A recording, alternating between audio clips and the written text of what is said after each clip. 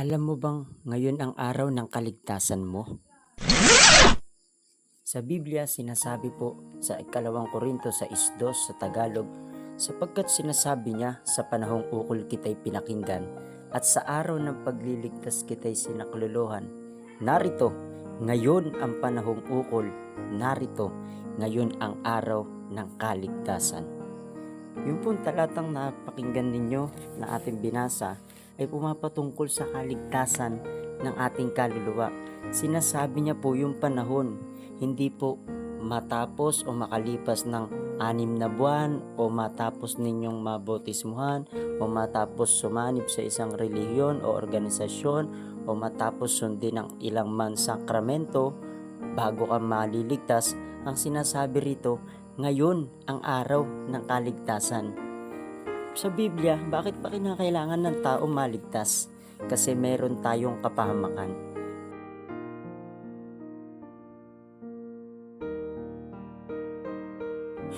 Sinabi rin po sa Romans 3:10, gaya na nasusulat, walang matuwid, wala, kahit isa.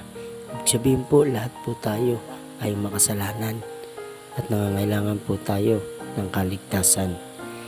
Kahit din po sa 23 sa 23, for all have sinned and come short of the glory of God. Hindi tayo nakaabot sa kaluwalhatian ng Diyos.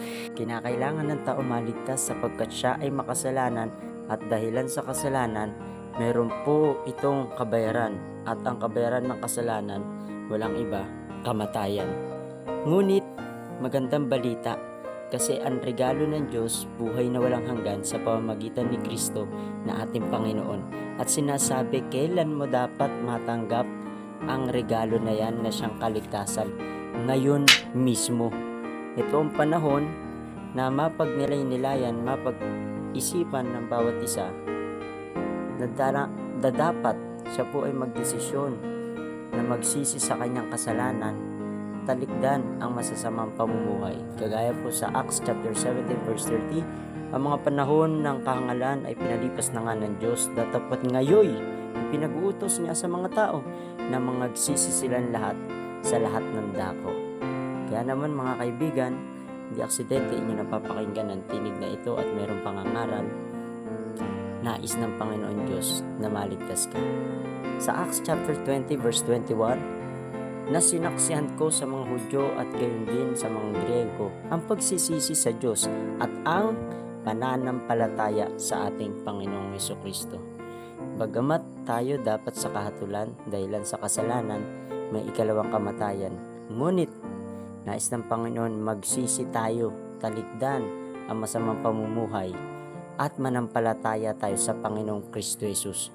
Kung ikaw ay sasampalataya sa Panginoong Kristo Jesus, dadalhin ka sa pagsisisi o pagtalikod sa iyong kasalanan, pagbabago ng kaisipan na magresulta ng pagbabago ng damdamin at pagbabago ng buhay.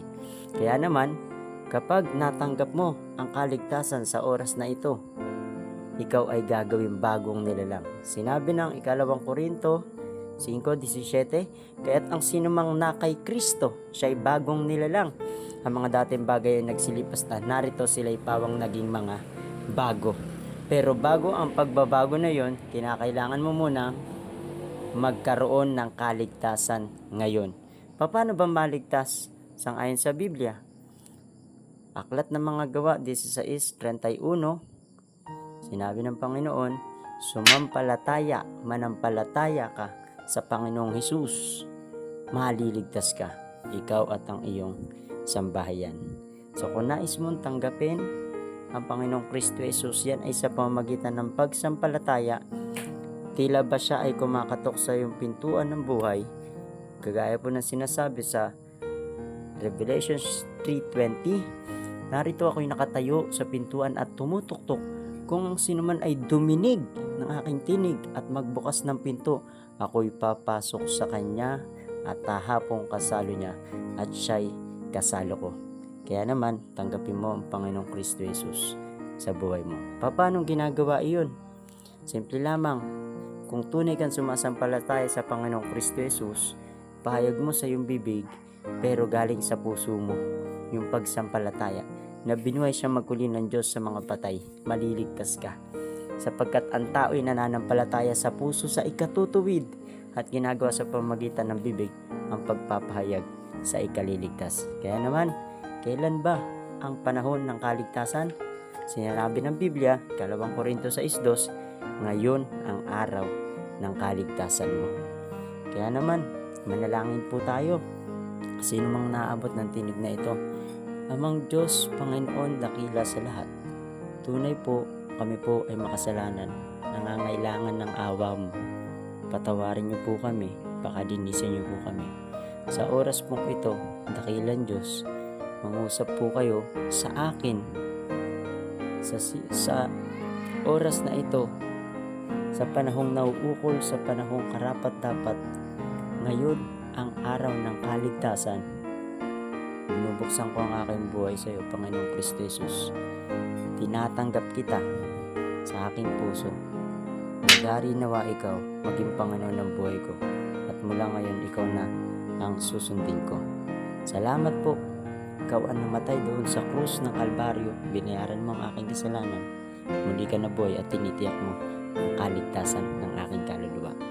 At mula ngayon, gabayan mo po ako. Salamat sa kapatawaran ng kasalanan, kalangitan na iyong inihanda, aking pupuntahan, katiyakan ng buhay na walang hanggan, at karapatan na ako ay maging anak ng Diyos. At ngayon ang araw ng kaligtasan ko. Sa ngalan mo, Jesus. Amen. Kung kayo po sa inyong puso ay tunay na tinanggap niyo si Jesus at ginawa niyo yung pagpapahayag na iyon, sa makatwid malalaman natin, hindi mo ikinakahiya ang iyong pagkaligtas. Tandaan mo yung araw na ito, ngayon ang araw ng kaligtasan mo. God bless po sa bawat isa. Kung sino man ang may katanungan, wag po kayong mahiyang magkomento o i-message ako sa profile na ito. Sapagkat nais ng Diyos, malaman mo ang katotohanan at ang katotohanan na magpapalaya sa iyo.